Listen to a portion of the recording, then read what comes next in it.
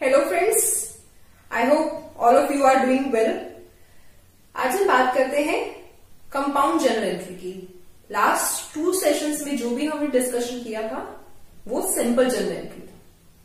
अब ये simple journal entry पर रिवाइज कर लेते हैं। सिंपल जर्नल एंट्री होता क्या है? When 2 accounts are affected, that means एक अकाउंट डेबिट हो रहा है और एक अकाउंट क्रेडिट हो रहा है। हमने जर्नल एंट्रीज पास की थी। फॉर एग्जाम्पल, परचेज किया है हमने कैश में। सो परचेज मेरे लिए क्या है? मेरा एक्सपेंस अकाउंट है।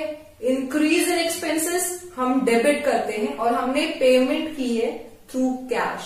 कैश हमारे लिए हमारी असेट है और अगर कैश हमारा डिक्रीज हो रहा है, हमारी असेट डिक्रीज हो रही है, तो हम कौन सा रूल अप्लाई करते हैं कि increase in assets is debit and decrease is credit. तो उस वाले केस में जर्नल एंट्री क्या हुई हमारी? Purchases account debit to cash account. अब देखिए, इस वाले केस में हमारे 2 अकाउंट इफेक्ट हो रहे हैं। First one is purchases account जिसे हम डेबिट कर रहे हैं, and the second one is हमारा कैश अकाउंट जिसे हमने क्रेडिट किया है। तो सिंपल जर्नल एंट्री वो वाली एंट्रीज होती हैं जिसमें कि 2 अकाउंट्स पे इफेक्ट पड़ रहा है। Now moving forward to compound journal entry. Compound journal entry में क्या होता है? When more than 2 accounts are affected, 2 से ज्यादा अकाउंट इफेक्ट कर रहे हैं हमारे। 2 अकाउंट डेबिट हो सकते हैं, 1 अकाउंट क्रेडिट हो सकता है, वाइसा वर्सा हो सकता है, या ऐसा भी हो सकता है कि 2 अकाउंट डेबिट हो रहे हैं और 2 क्रेडिट हो रहे हैं। ठीक है, ये अलग अलग तरह की सिचुएशंस बन सकती हैं। पहले एक छोटा सा एग्जांपल लेते हैं। चलिए, good purchased from Mrs Shyam company for ₹15,000, 5,000 is paid in cash and balance in cheque. अब देखिए, यहां पे हमने परचेजेस किया है, दैट मीन्स एक अकाउंट मेरा परचेजेस है। दूसरा, हमने कुछ पेमेंट कैश में की है, यानी कि एक मेरा कैश अकाउंट इफेक्ट कर रहा है और दूसरी मैंने कुछ पेमेंट वाया चेक की है, दैट मीन्स मेरा बैंक अकाउंट इफेक्ट कर रहा है। तो यहां पर देखा जाए तो हमारे 3 अकाउंट इफेक्ट कर रहे हैं। First is purchases, second one is cash and third one is bank. अब as I told you earlier कि परचेजेस अकाउंट हमारा एक्सपेंसेस अकाउंट होता है एंड इंक्रीज इन एक्सपेंसेस को हम डेबिट करते हैं। तो हमने यहां क्या लिखा? Purchases account debit ₹15,000। ठीक है, अब हमने पेमेंट कुछ कैश में की है और कुछ चेक के थ्रू की है। दैट मीन्स एक तो हमारा कैश कम हो रहा है और दूसरी साइड मेरा बैंक बैलेंस डिक्रीज हो रहा है। कैश बैंक दोनों ही एसेट अकाउंट है और हमारी दोनों ही एसेट डिक्रीज हो रही है। और अगर एसेट डिक्रीज होती है तो हम क्या करते हैं? Increase in asset is debit and decrease in asset is credit. तो इसलिए कैश अकाउंट और बैंक अकाउंट को मैंने क्या किया? क्रेडिट किया। कैश में हमने पेमेंट की थी 5,000, so I have written here 5,000 and the balance we have paid through check. So bank account के सामने I have written 10,000। परचेजेस हमने पूरा परचेजेस 15,000 का किया, तो हमने यहाँ परचेजेस में 15,000 लिखा।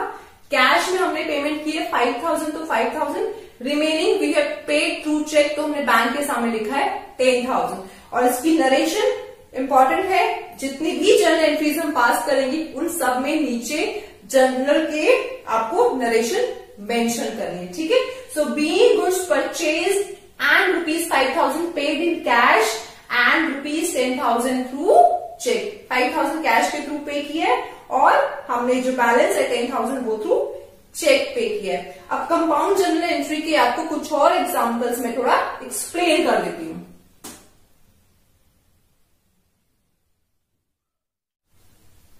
Goods sold to Mohan ₹25,000, ₹15,000 received through check। अब यहां पर हमारी सेल्स है 25,000 रुपीज की, जिसमें से कि 15,000 मुझे चेक के थ्रू रिसीव हो गया है। इसमें बैलेंस के बारे में कुछ भी स्पेसिफिकली मेंशन नहीं है। ध्यान रखने वाली बात यह है कि हमने पार्टी का नाम लिखा है, दैट मीन्स बैलेंस अमाउंट हमारा क्रेडिट होगा। ठीक है, सो 25,000 में से 15,000 हमें चेक के थ्रू रिसीव हो गया है, 10,000 हमारा आउटस्टैंडिंग है, दैट मीन्स ये हमें रिसीव होगा। अब सेल्स हमारे लिए क्या है? हमारी रेवेन्यू है इनकम है और increase in income is credit. ठीक है, तो हमने यहाँ पे सेल्स अकाउंट को क्रेडिट किया है, लेकिन इससे पहले हमें क्या देखना है इसमें कि हमारे कौन कौन से अकाउंट्स इफेक्ट कर रहे हैं। ठीक है, सो एक हमारा सेल्स अकाउंट इसमें इफेक्ट कर रहा है।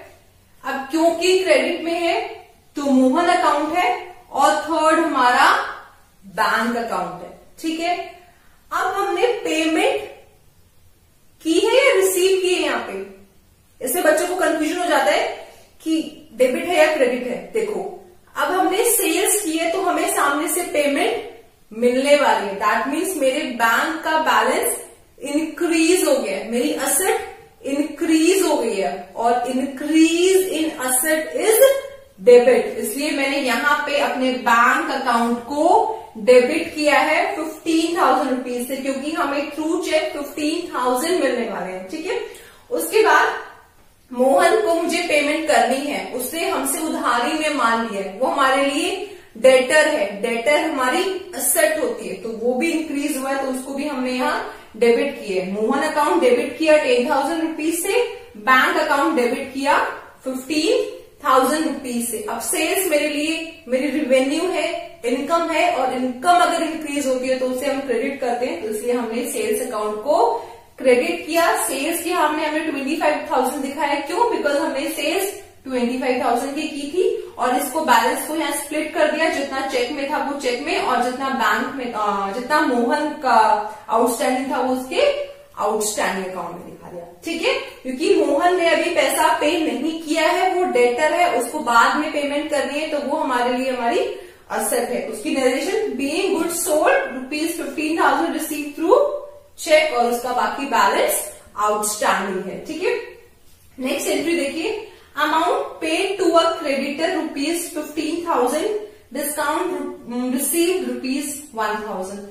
हमने एक क्रेडिटर को पेमेंट की है, यानी कि एक तो हमारा इसमें क्रेडिटर अकाउंट है। अब पेमेंट की है, साइलेंट है कि कैश में किया है या बैंक में किया है, दूसरा अकाउंट हो गया, और थर्ड अकाउंट इसमें हमारा डिस्काउंट रिसीव्ड हो गया। अब एक चीज देखिए, हमने क्रेडिटर को पेमेंट की है, क्रेडिटर क्या है? हमारा लायबिलिटी है, और अगर मेरी लायबिलिटी डिक्रीज होती है तो हम क्या करते हैं?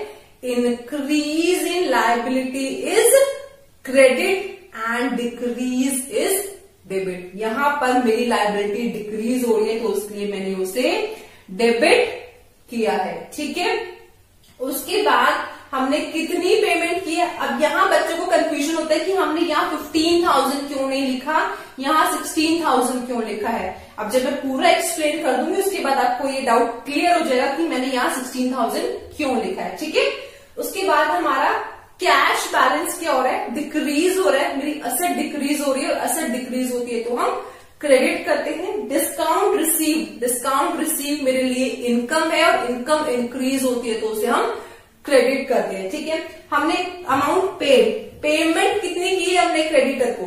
15,000। ठीक है, डिस्काउंट उसने हमें कितना दिया? 1,000, यानी कि एक्चुअल में हमें उसे कितनी पेमेंट करनी थी?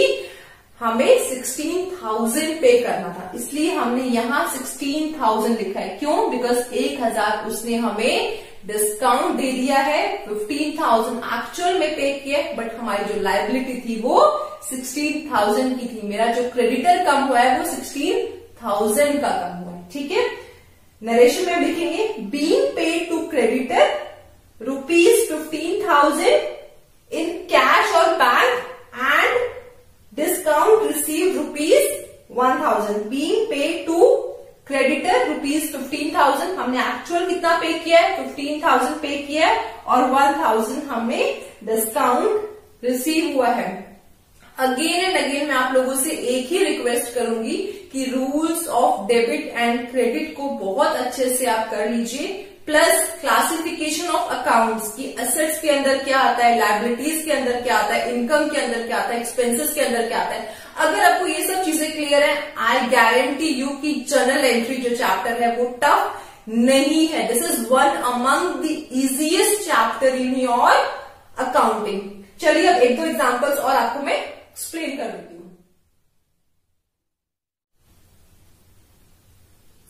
Mohan started business 50,000 and bank ₹1 lakh.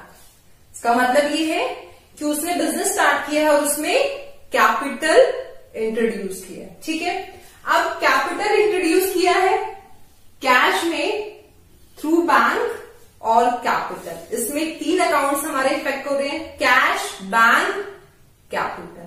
Cash और बैंक हमारे दोनों एसेट अकाउंट है और कैपिटल अकाउंट हमारा कैपिटल अकाउंट है। ठीक है, सो अब जब कैपिटल इन्वेस्ट कर रहे हैं या इंट्रोड्यूस कर रहे हैं, दैट मीन्स बिजनेस में क्या हो रहा है, कैश भी आ रहा है, बैंक का बैलेंस इंक्रीज हो रहा है और उधर कैपिटल भी इंक्रीज हो रहा है। ठीक है, अब कैश और बैंक दोनों एसेट है, एसेट इंक्रीज होती है तो हम उसे डेबिट करते हैं, इसलिए हमने कैश अकाउंट बैंक अकाउंट को डेबिट किया है और उनका रिस्पेक्टिव अमाउंट उनके सामने लिख दिया है। ठीक है, liability, sorry not liability, capital, अगर हमारा कैपिटल इंक्रीज होता है तो उसको हम क्या करते हैं, क्रेडिट करते हैं। ठीक है, increase in capital is credit. यहां मेरा कैपिटल इंक्रीज हो रहा है तो उसको मैंने क्रेडिट किया टोटल अमाउंट से। क्यों? बिकॉज टोटल अमाउंट जो कैपिटल का आया है वो आया हमारा 1,50,000,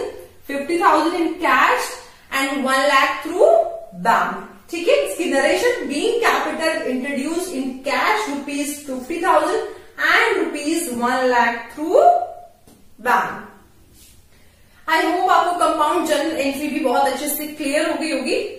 अगर अभी तक मेरा चैनल सब्सक्राइब नहीं किया है तो नीचे जो सब्सक्राइब का बटन है उसे क्लिक कर दीजिए, साथ में आप बेल आइकन भी दबा सकते हैं for future videos. Thank you for watching my channel.